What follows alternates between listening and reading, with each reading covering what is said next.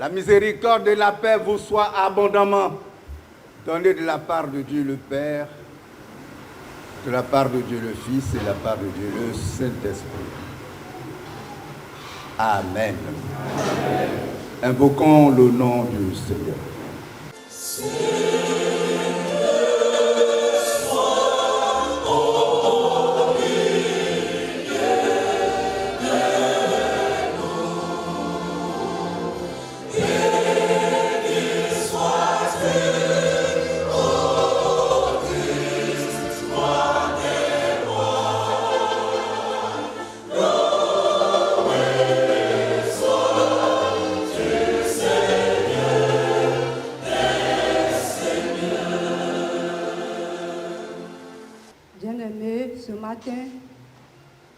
Tu vas rentrer en toi-même, dans un esprit d'adoration, et tu vas reconnaître la grandeur de ton Dieu. Tu vas adorer le Seigneur, celui qui est assis sur le trône. Adore le Seigneur. Adore-le de tout ton être. Adore le Dieu grand et puissant. Adore celui qui est l'alpha et l'oméga. Adore celui qui est l'ancien des temps. Adore celui qui est le rocher des âges. Ce matin, reconnais qu'il est grand. Reconnais qu'il est le Dieu tout-puissant. Que c'est par lui aujourd'hui. Ce matin, tu as la vie. Si tu vis, c'est grâce à ses bontés. Si tu as la vie ce matin, c'est grâce à ce Dieu plein d'amour. Alors, reconnais sa grandeur dans ta vie. Adore-le de tout ton cœur. Adore-le de tout ton être.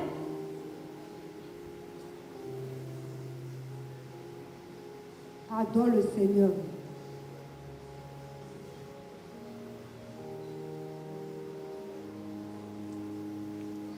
Bien-aimé, ne ferme pas ta bouche face à la beauté de ton Dieu. Ne ferme pas ta bouche face à ce Dieu qui est élevé au-dessus de tout. Face à ce Dieu qui est le roi de gloire, qui est le Seigneur de gloire. Lui qui est le Dieu créateur. Adore ce Dieu qui aujourd'hui t'a accordé sa grâce. C'est par lui qu'aujourd'hui tu as la vie. Adore-le de tout ton être. Adore-le de tout ton être.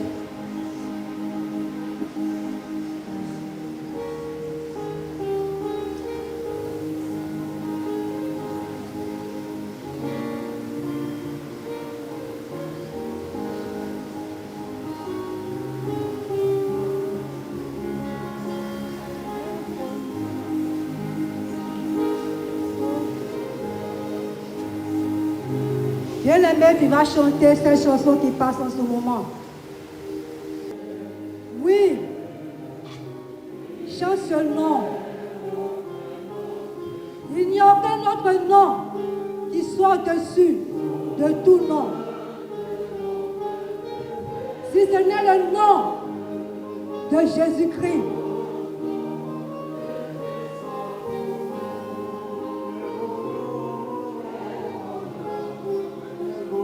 Oui, chante ce bon nom. Ce bon nom qui a fait de toi aujourd'hui l'être vivant que tu es.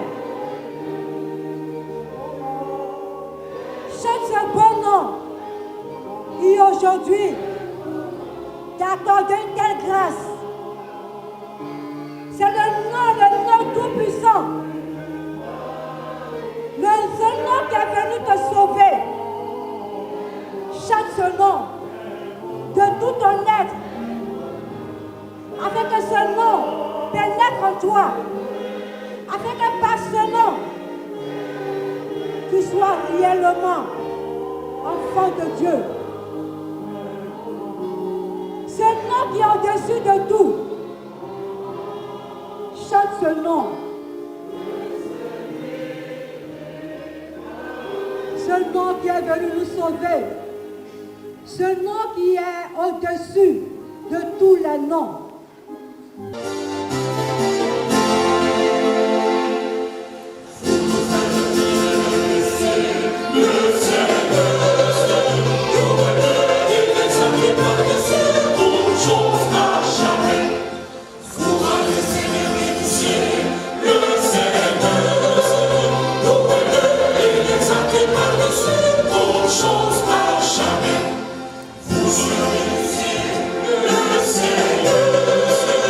Lord.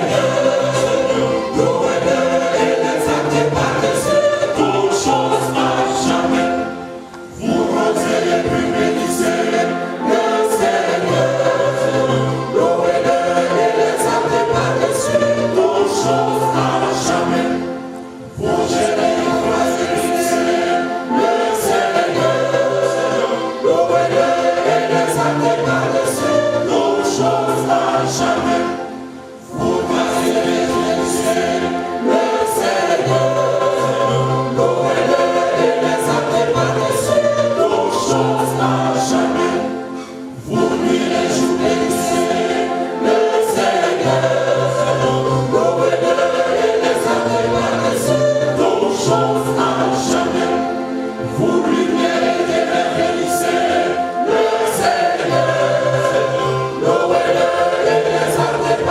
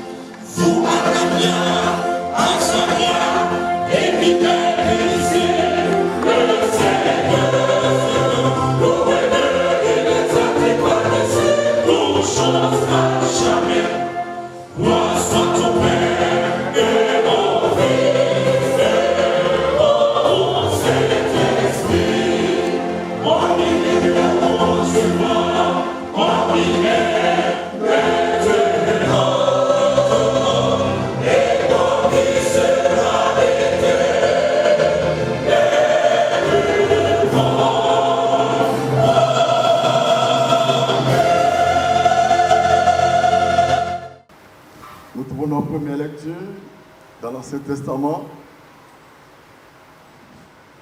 dans le livre des Proverbes, Proverbes chapitre 2, versets 1 à 9.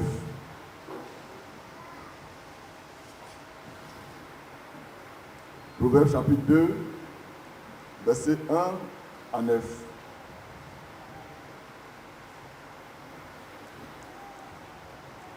Proverbes 2, 1 à 9, nous lisons. Mon fils, si tu reçois mes paroles et si tu gardes avec toi mes préceptes, si tu rends ton oreille attentive à la sagesse et si tu inclines ton cœur à l'intelligence, oui, si tu appelles la sagesse et si tu élèves ta voix vers l'intelligence, si tu la cherches comme l'argent, si tu la poursuis comme un trésor, alors tu comprendras la crainte de l'Éternel et tu trouveras la connaissance de Dieu. Car l'Éternel donne la sagesse, de sa bouche sortent la connaissance et l'intelligence. Il tient en réserve le salut pour les hommes droits, un bouclier pour ceux qui marchent dans l'intégrité, en protégeant les sentiers de la justice et en gardant la voie de ses fidèles. Alors, tu comprendras la justice, l'équité, la droiture, toutes les routes qui mènent au bien. Amen. Lecture du Nouveau Testament. La première épître de Jean, au chapitre 5, le verset 14 au verset 15. 1 Jean, chapitre 5, le verset 14 au verset 15. 1 Jean, chapitre 5, le verset 14 au verset 15, nous lisons. Nous avons auprès de lui cette assurance, que si nous demandons quelque chose selon sa volonté, il nous écoute. Et si nous savons qu'il nous écoute, quelque chose que nous demandions, nous savons que nous possédons la chose que nous lui avons demandée. Amen.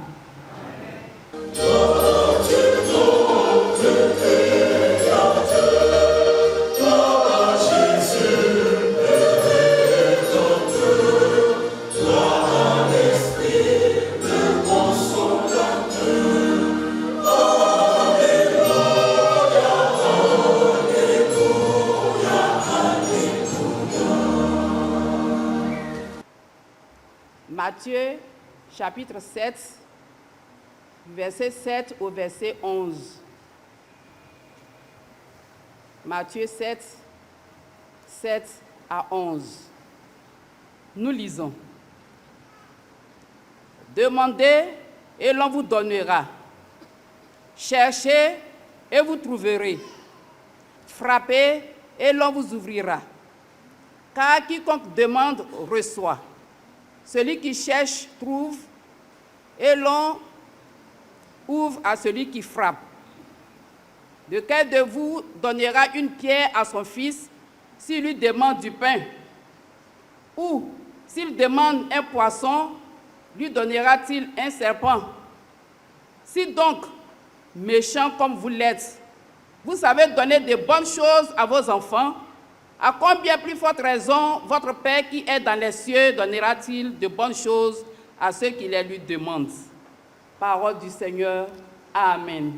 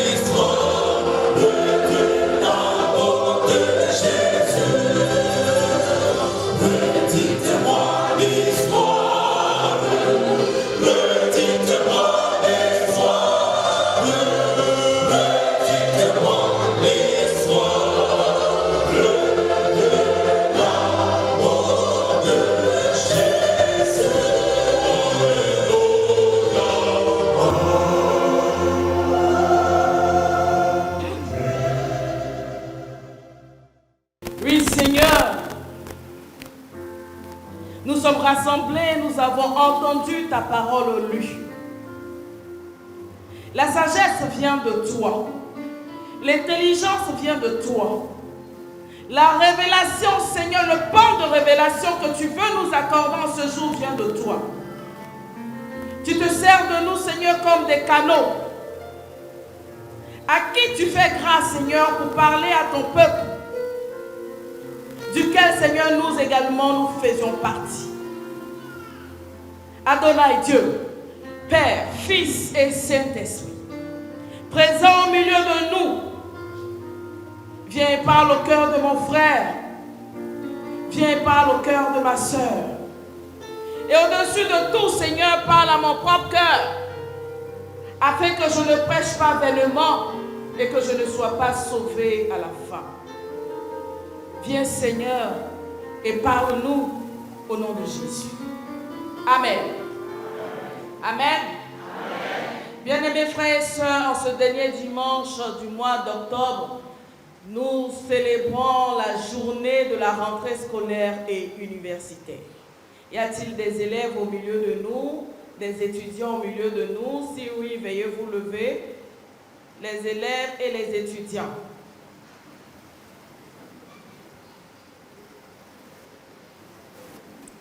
Tu vas répéter après moi, j'aurai une année excellente au nom de Jésus. J'aurai une année scolaire et universitaire excellente au nom de Jésus. Amen, assieds-toi dans ta grâce. En ce jour de la célébration de la journée de la rentrée scolaire et universitaire, notre Église nous invite à réfléchir sur le thème suivant, demander, chercher et frapper.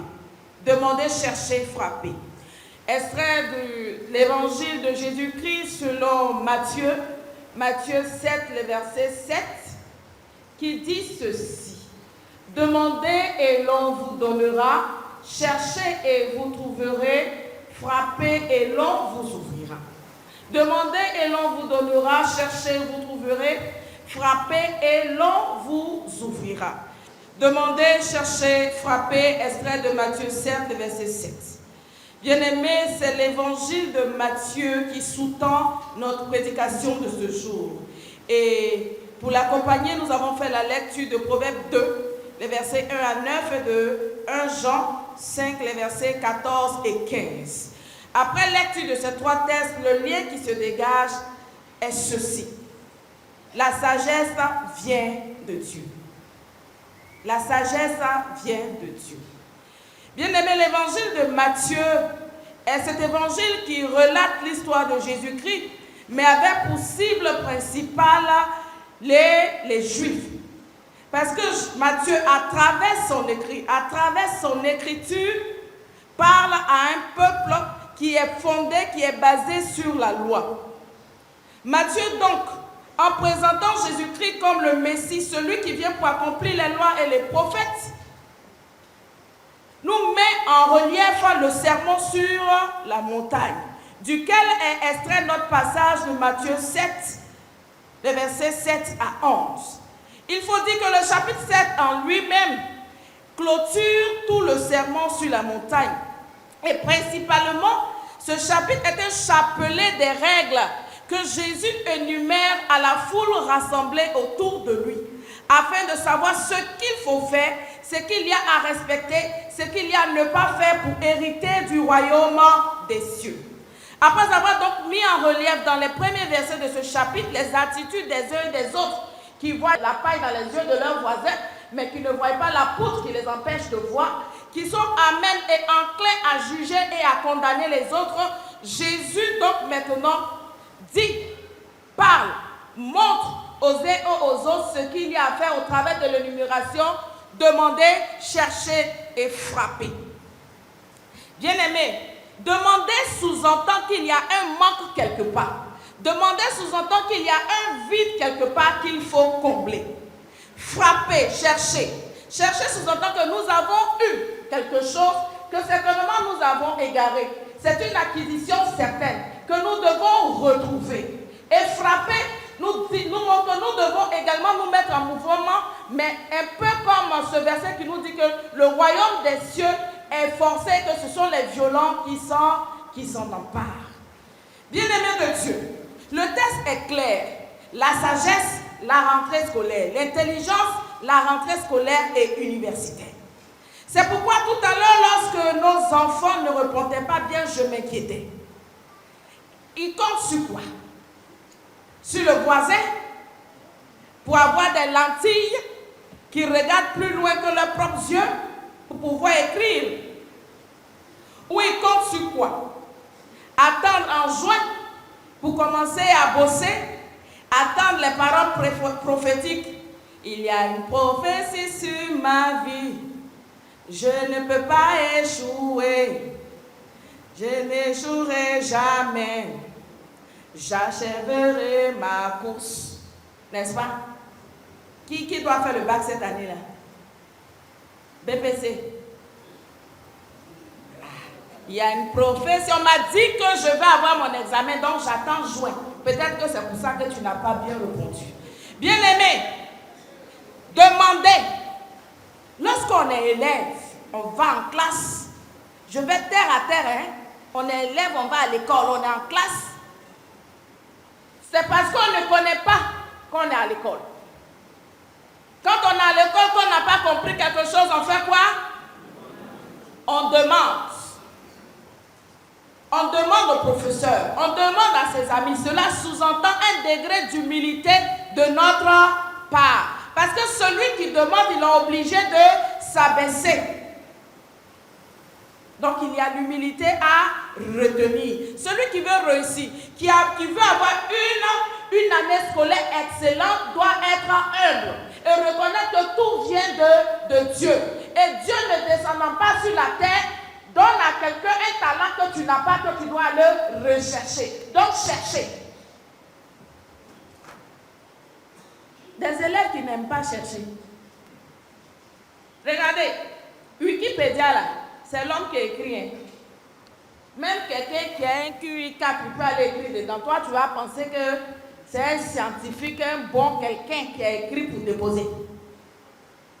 Tout le monde peut écrire, tout le monde peut modifier un texte là-bas. Il faut aller chercher, il faut aller bûcher, il faut aller dans les bibliothèques. Les étudiants qui sont ici là, combien d'entre vous vont dans les bibliothèques là? Tout n'est pas dans le téléphone. Il faut lire, il faut chercher. Si tu ne cherches pas, tu ne vas pas trouver. Il n'y a rien que l'imagination de l'homme a pu faire sur cette terre qui n'existe pas. Si on a imaginé, ça veut dire que ça existe. Si on t'a posé la question, cela veut dire que tu dois aller chercher la réponse est là, la solution est là. Je m'adresse d'abord aux élèves, hein, parce que le thème nous parle aussi à nous tous. Frappez et l'on vous ouvrira. La foi n'est pas une foi passive. On ne peut pas avoir une foi passive et réussir. On ne peut pas aussi prendre la prière comme un panacée qu'on met dans toutes les sauces et puis ça passe. Bien-aimé, tu ne fais pas d'effort, tu n'auras rien. Tu ne bouges pas, tu n'auras rien. Tu ne demandes pas, on ne te donnera pas. Tu ne cherches pas, tu ne trouveras pas. Tu ne frappes pas. On ne sait pas que tu as la porte. On ne sait pas que tu as un besoin. On ne sait pas qu'on doit t'ouvrir la porte. Nous avons des leçons à retenir. C'est une énumération. Dans le demander, on pouvait retrouver le frapper si on veut parler. On peut retrouver le chercher à l'intérieur. Mais le Seigneur prend la peine d'énumérer pour montrer l'importance. Il appuie, il insiste, il fait une emphase là-dessus. Il énumère, demander, chercher, frapper. Cela nous montre que nous devons être persévérants dans ce que nous faisons. Mais les chrétiens d'aujourd'hui et la persévérance, ça fait deux. Les chrétiens d'aujourd'hui n'aiment pas attendre. Ils ne connaissent pas la patience. Ils ne savent pas qu'il faut persévérer dans la chose. Il faut perdurer là-dedans. Il ne faut pas baisser les bras. Non. Le chrétien d'aujourd'hui, et surtout le chrétien méthodiste, qui se laisse facilement prendre par les filets des beaux parleurs, ne sait pas qu'il faut persévérer. Et que tout se retrouve dans la parole. Il dit dans le livre de Proverbes que si tu écoutes la voix de la sagesse, si tu fais ça, si tu fais ceci, voici ce que tu auras la sagesse et tu obtiendras tout ce que tu désires. L'Éternel ne nous a-t-il pas dit qu'il a des projets de bonheur pour nous et non de malheur? Et il nous le dit à la suite que si nous ne recevons pas, c'est parce que nous demandons mal. Dans le livre de Jacques, qui est une paraphrase de l'évangile, de la première épître de Jean que nous avons lue.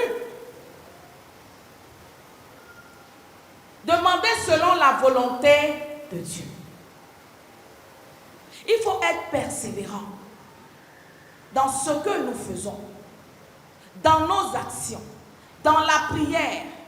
Ce n'est pas parce que tu as demandé à Dieu aujourd'hui qu'il doit te donner parce qu'il a déjà donné aux voisins. Non.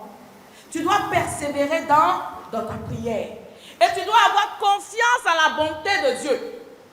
Tu dois avoir confiance, tu dois mettre toute ta confiance en Dieu. J'étais quelque part là-bas, j'ai vu un charretier avec un cheval. Et le cheval, on lui met, je vais dire des œillères pour cacher. Il ne peut que voir devant lui. On lui met quelque chose ici, on lui met quelque chose ici, on va dire peut-être un papier, je prends le cahier comme ça pour vous montrer, on lui met ça comme ça, on lui met ça aussi de l'autre côté, de telle sorte qu'il ne voit ni à gauche ni à droite. Sa confiance est seulement en celui qui le guide. Et il a confiance en la bonté de cette personne qui ne va pas aller le jeter dans un trou. C'est comme ça que l'homme, l'humain, doit avoir sa relation avec Dieu. Laissez Dieu être son charretier, le conduire. Il a dit, vous-même qui êtes humains là, surtout nous les parents de maintenant qui avons gâté nos enfants, est-ce que vos enfants vous demandent quelque chose et vous leur donnez ce qui est mauvais? Est-ce qu'ils vous demandent et puis vous ne leur donnez pas? Même quand vous faites non, il n'y en a pas. À la suite, vous répondez toujours. Vous leur donnez, à plus forte raison, lui qui est le Père de tous, lui à qui appartient toutes choses. Il est le Dieu de la bonté. Ayez confiance en lui, il vous donnera ce dont vous avez besoin. Bien-aimés, demandez, cherchez, frappez. Cela nous donne encore une autre leçon à retenir. Dieu répond de diverses manières à nos prières. Et je l'ai déjà dit. Ce n'est pas parce que pour maman Esther, celui qui arrose sera arrosé, où le Seigneur a dit à son serviteur, dis ce que tu vas donner simplement à Dieu. Même si elle avait dit 5 francs, Dieu va la bénir. Mais toi, Dieu peut venir te demander autre chose. Pour toi, ça peut être autre chose. Dieu répond à nos prières de diverses manières. Mais au-dessus de tout, Dieu n'est pas dans les foi nonchalantes. Non. La foi est toujours en mouvement. On quitte un point A pour un point B et ainsi de suite. Il n'y a pas de foi assise. Non, la foi est debout, la foi est active. Elle est en mouvement, elle est énergique. Énergie et énergique. Demander, tu te lèves, tu vas vers. Chercher, tu te lèves, tu vas vers. Frapper, tu te lèves et tu vas vers. Tu n'es jamais à ton même point. Et au-dessus de cela, puisque la foi c'est la confiance extrême en Dieu, il faut demander selon la volonté de Dieu. La plupart du temps, nous ne recevons pas parce que nous ne demandons pas selon la volonté de Dieu. Nous demandons selon notre volonté. Nous demandons selon notre volonté qui très souvent nous mène dans le malheur, dans le mal. Demandez, cherchez, frappez. Il faut demander selon la volonté de Dieu. Si tu ne demandes pas selon la volonté de Dieu, tu ne peux pas avoir ce que tu veux.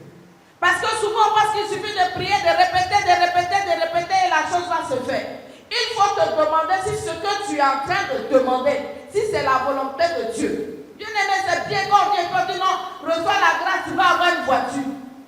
Tu as demandé à Dieu si toi, avoir une voiture là, c'est une grâce pour toi. Est-ce que tu lui as demandé? Tu lui as demandé? Je te demande, est-ce que tu lui as demandé? Demander la volonté de Dieu sous-entend avoir une intimité avec Dieu. Parce que quelqu'un qui ne marche pas avec Dieu, tu ne peux pas connaître la volonté de Dieu. Et connaître la volonté de Dieu, c'est être trempé dans la parole de Dieu. Chose qui maintenant n'est pas notre forme, méditer la parole de Dieu. Demandez selon la volonté de Dieu. Seigneur, accorde-moi la grâce du mariage. Tu ne sais même pas si celui qui a venu là, c'est un bourreau. Parce que tu l'as vu, tu dis mariage forcé. Il va te frapper jusqu'à... Parce que ce n'était pas le temps. Il te frappe seulement,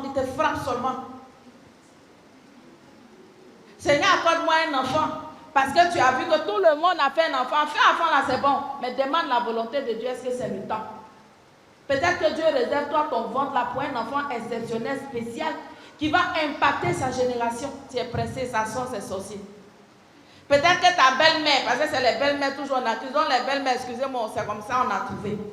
Peut-être que ta belle-mère attend l'enfant là pour initier, pour grandir dans le monde de la sorcellerie. Toi, tu es là seulement. Est-ce que tu lui as demandé sa volonté? Je le dis comme ça pour qu'on comprenne. Qu'en toute chose, c'est pourquoi on dit que ta volonté soit faite. Mais nous demandons parce que nous pensons que c'est ce qui nous arrange. Les hommes de Dieu que nous citons dans les livres ici et maintenant, nos contemporains, etc. Est-ce que vous connaissez leur intimité avec Dieu? Moïse était tellement intime avec Dieu que ce qu'il disait, Dieu se mettait là-dedans et il continuait la route. Mais toi, c'est que tu dis ta bouche, tu prends 20 papatos là. Tu prends pour insulter les gens. Sinon, tu insultes les hommes de Dieu, tu insultes tout le monde. Et puis toi, tu parles, tu dis Dieu n'a qu'à être là-dedans, que c'est sa volonté. Oh, ce n'est pas la volonté de Dieu. Il nous faut avoir une foi active. Une foi basée sur la parole de Dieu. Attendant la volonté de Dieu, lui demandant sa volonté. C'est pourquoi toutes les fois que nous finissons de prier, que tu finis de prier, il serait agréable que tu dises toutefois que ta volonté soit faite. Le Christ l'a fait à la croix. Nous également, nous devons le faire. Et enfin, je veux te dire une chose.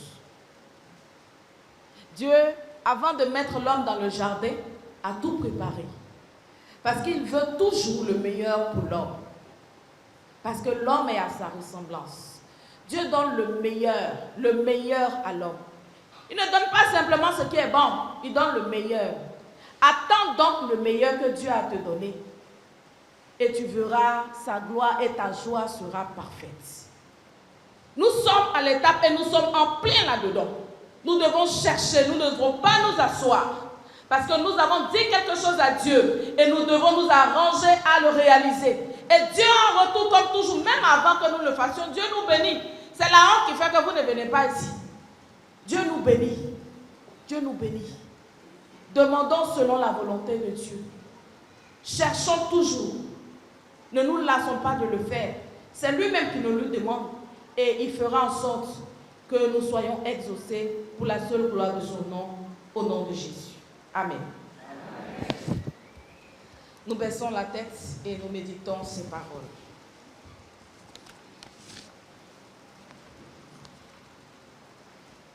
demander, chercher, frapper.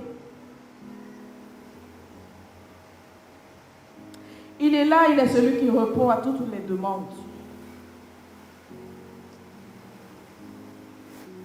Il est celui-là qui, accompagnant Saül, lui a fait non seulement retrouver les ânesses de son père, mais également la royauté. Et il est celui-là qui dit, je suis à la porte de ton cœur, je frappe, celui qui entend ma voix, qu'il ouvre, j'entrerai, je souperai avec lui. Il est celui-là qui délie toutes choses qui sont liées dans les cieux. C'est pourquoi je t'invite à t'approcher de lui à travers ce message entendu et à lui faire confiance encore une fois en te soumettant entièrement à lui. Je le suis, je l'écoute et je l'aime.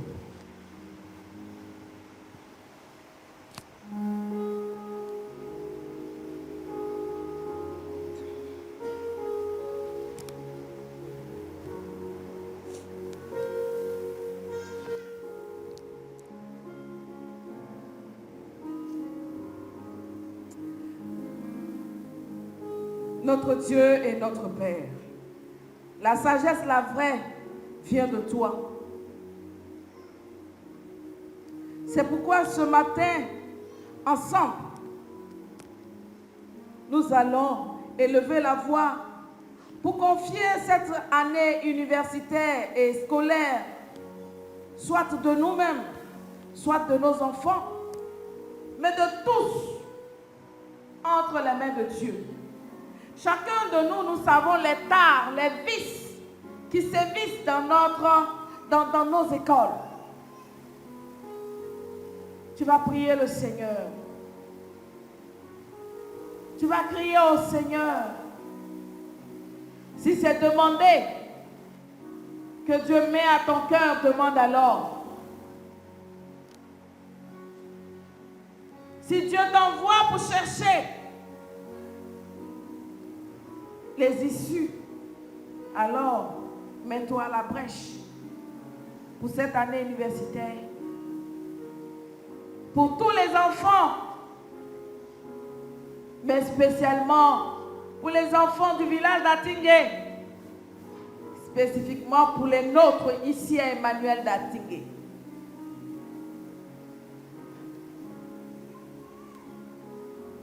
Il faut prier le Seigneur. Que Dieu bénisse cette année et qu'il fasse de nos enfants des personnes, des élèves, des étudiants studieux, de nos enseignants, l'amour de l'enseignement, de divulguer son savoir, de le diffuser aux autres, la patience, nier la réalité des ténèbres ferait de nous des victimes. C'est pourquoi je veux t'inviter encore ce matin à prier pour nos enfants qui durant l'année scolaire sont quasiment dans les établissements.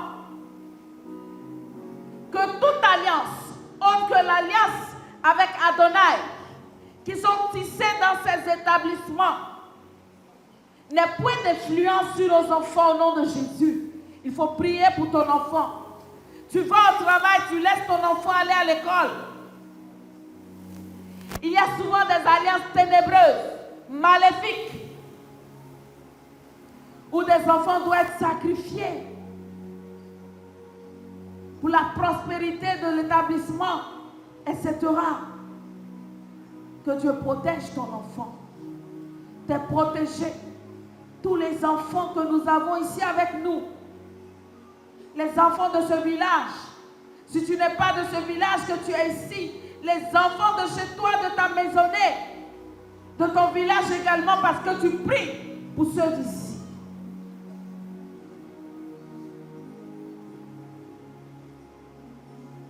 Que l'Éternel leur donne la vigueur, l'amour de la quête du savoir, qu'ils aient en horreur la tricherie, la paresse, qu'ils ne soient pas des partisans du moindre effort. Nous avons besoin que nos enfants soient des poètes de cette société. Nous sommes exaucés au nom de Jésus. Notre Dieu et notre Père, tu nous as prévenus de tout ce qui arriverait dans les temps, dans ces temps-ci, dans les temps futurs, mais qui sont déjà présents pour nous maintenant. Nous te prions, ô Dieu, d'asseoir davantage notre foi en toi, afin que nous ne nous perdions point sur le chemin de ce monde, mais que nos regards soient fixés sur toi et nos pas emmêlés dans tes pas au nom de Jésus. Nous te prions pour l'Église, lumière du monde, celle de la terre, pilier, Seigneur, du monde. Seigneur, que nous soyons le reflet de ta parole par nos agissements de tous les jours. Nous te prions particulièrement pour notre Église méthodiste de Côte d'Ivoire. Nous te prions pour son bishop et pour tous ceux qui travaillent avec lui, pasteurs et laïcs. Nous te prions, Seigneur, particulièrement pour le district d'Anyama, pour son surintendant, le très révérend pasteur professeur Nathanaël Djoman Owo. Nous te prions, Seigneur, pour le président des laïcs de notre district, ton serviteur, Yapi Djoman Constant. À travers, Seigneur, ces deux entités du district, nous te confions, Seigneur, tous les pasteurs et les circuits qu'ils gèrent et les secteurs et les églises. Que tu fortifies leur foi, leur santé, et que tu renouvelles pour eux chaque jour, Seigneur, la force, l'intelligence nécessaire pour faire ton œuvre. Et avec eux, Seigneur, tous les laïcs, les catéchistes, à quelques endroits, Seigneur, de responsabilité, que tu te souviennes d'eux au nom de Jésus. Nous te prions, Seigneur, pour les veuves, spécifiquement ce jour de la rentrée scolaire pour les orphelins. Tu as dit que tu es le père des orphelins, c'est toi qui t'en occupes. Seigneur, jette tes regards favorables sur ces orphelins, qu'ils n'en soient ni père ni mère, ou les deux qui sont partis. Seigneur, donne-leur de prendre conscience qu'ils doivent avoir des résultats conséquents, des résultats positifs et avancés. Et fais-leur savoir, montre-leur, Seigneur, que dans cette église, ils ne sont pas seuls, ils sont accompagnés, car tu te sers de nous, Seigneur, comme père et mère pour les accompagner. Nous te prions, Seigneur, pour la télé de notre église, Espérance TV. Pour sa première responsable de toute la communication, que tu te souviennes d'eux et que tu les bénisses. Donne-leur d'exceller dans leur travail au nom de Jésus. Tu nous l'as dit encore ce jour. Nous demandons mal, raison pour laquelle nous ne recevons pas. Seigneur, permets-nous de te le demander selon ta volonté. Ensemble alors, disons, notre Père.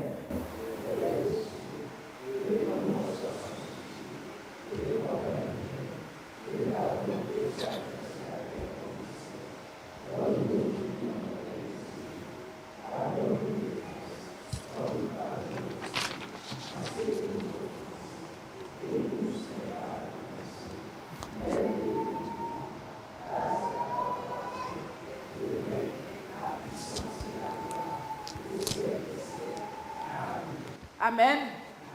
Veuillez vous redresser.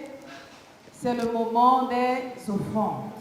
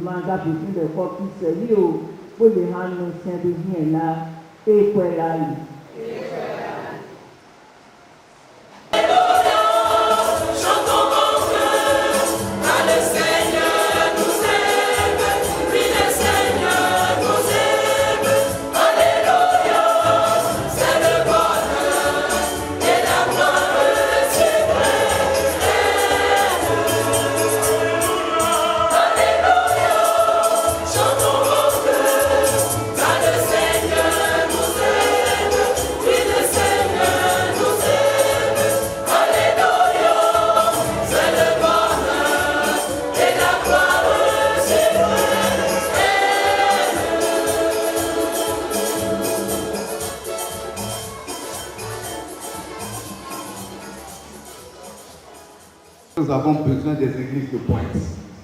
Et Akenye est l'une de nos églises de pointe. Évoluer de telle sorte que dans nos prières, Dieu puisse vous accompagner. En tout cas, le travail que vous faites là, ne pensez pas que c'est rien, mais c'est un travail colossal au nom de Dieu. Et nous qui sommes des responsables, nous ne pourrons que prier pour vous de telle sorte que votre travail, votre activité puisse aller de l'avant. Que Dieu vous bénisse. Amen. Nous allons continuer à prier pour qu'on ait des pasteurs solides, des pasteurs vaillants dans notre district. Travailler pour que le district d'Agnaman soit un district de référence. Que Dieu vous bénisse. Amen. Amen.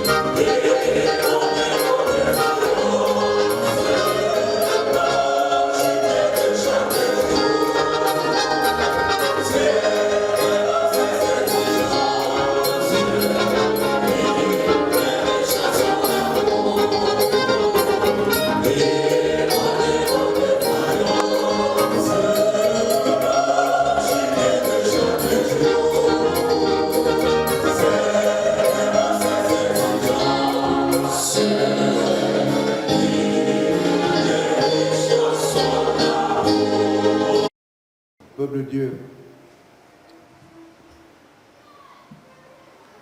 allons en paix. Que notre Dieu qui se laisse trouver quand on le cherche, lui qui donne quand on demande,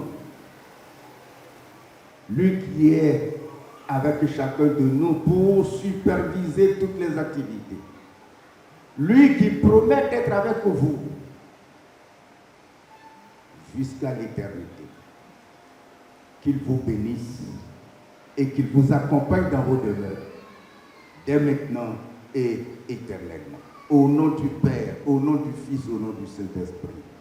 Amen.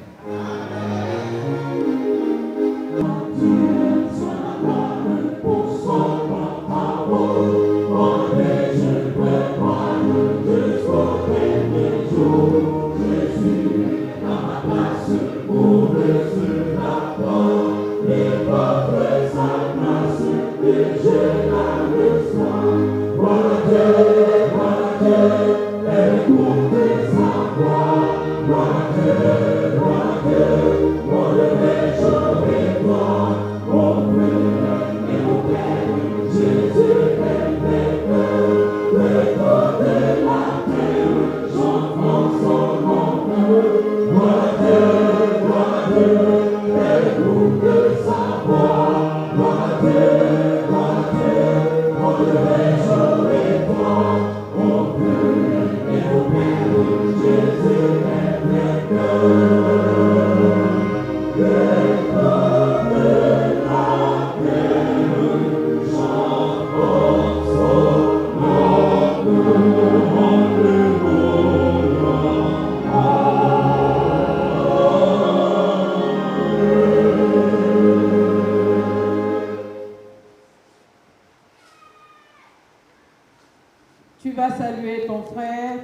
Seigneur, tu lui diras, demande, et lui te répondra, et Dieu te donnera.